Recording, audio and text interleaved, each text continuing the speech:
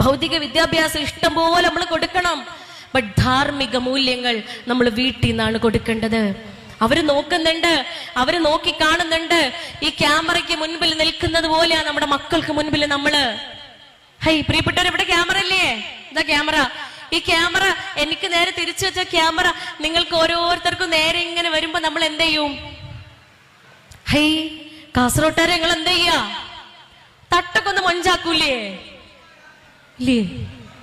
യാക്കും എല്ലാരും മുടിയൊക്കെ ഒന്ന് ചെയ്യുകയൊക്കെ ഒന്ന് സെറ്റ് ആക്കൂലേ? കാരണം എന്താ? വീഡിയോയില് റെക്കോർഡ് ചെയ്യല്ലേ? നാളെ അഷ്റഫ് കൂട്ടായ്മയുടെ ഗ്രൂപ്പില് ഒരു പക്ഷെ ഈ വീഡിയോ പ്രദർശിപ്പിക്കപ്പെടും. അപ്പൊ നമ്മളെ മാത്രം സൂം ചെയ്ത് നോക്കൂലേ? അല്ലെ? ഞാൻ എന്നെ മാത്രം സൂം ചെയ്ത് നോക്കും. ഞാൻ ഓക്കെ ആണെങ്കിൽ ഞാൻ അടുത്ത ഗ്രൂപ്പിലേക്ക് അത് ഫോർവേഡ് ചെയ്യും. മനുഷ്യ സഹജ, നമ്മൾ അങ്ങനെയാ. അപ്പുറം ഇപ്പുറമൊക്കെ മനുഷ്യന്മാർ എങ്ങനെയാണെന്നൊന്നും നമ്മൾ നോക്കൂല.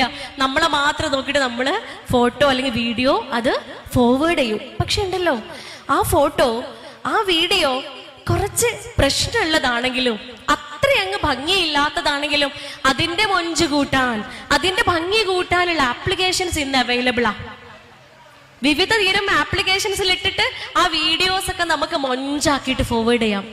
പക്ഷെ ഉണ്ടല്ലോ, ഞാനും നിങ്ങളൊക്കെ വീട്ടിൽ ജീവിക്കുന്നതേ ഇത്തരം ക്യാമറകളുടെ മുമ്പിലാ. ഞാൻ ജീവിക്കുന്നത് 3 ക്യാമറകളുടെ മുമ്പിലാ. 6ാം ക്ലാസ്സിലും 5ാം ക്ലാസ്സിലും UKG-യിലും പഠിക്കുന്ന 3 ക്യാമറകൾ. സോക്കോൾഡ് മക്കൾ, എന്റെ 3 കുട്ടികള്. 6ലും 5ലും UKG-യിലും പഠിക്കുന്ന 3 കുഞ്ഞുങ്ങളില്ലേ? ഈ ക്യാമറയെ പോലെയാണ് പ്രിയപ്പെട്ടവരെ. അവരൊപ്പി എടുക്കുകയാണ് എന്റെ ജീവിതത്തെ.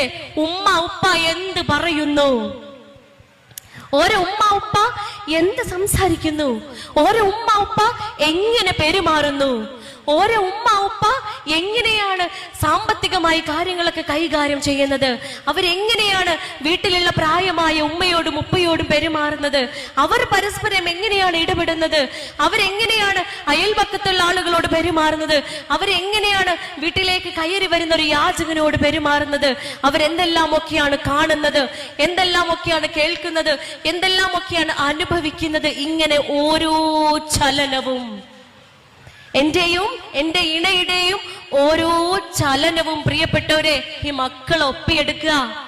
ആ ക്യാമറയിൽ അത് റെക്കോർഡ് ചെയ്തുകൊണ്ടിരിക്കുക. പക്ഷെ ഈ വീഡിയോ ഉണ്ടല്ലോ, അവരുടെ ജീവിതത്തിലൂടെ, നാളെ അവരുടെ ജീവിതത്തിലൂടെ എന്റെ മുൻപിൽ പ്രദർശിപ്പിക്കപ്പെടും. ആ വീഡിയോ ഉണ്ടല്ലോ, അവരുടെ ജീവിതമാകുന്ന ആ വീഡിയോ, അതിന്റെ മൊഞ്ച് കുറഞ്ഞാലേ എഡിറ്റ് ചെയ്യാൻ ഓപ്ഷൻസ് ഒന്നും ഉണ്ടാവില്ല.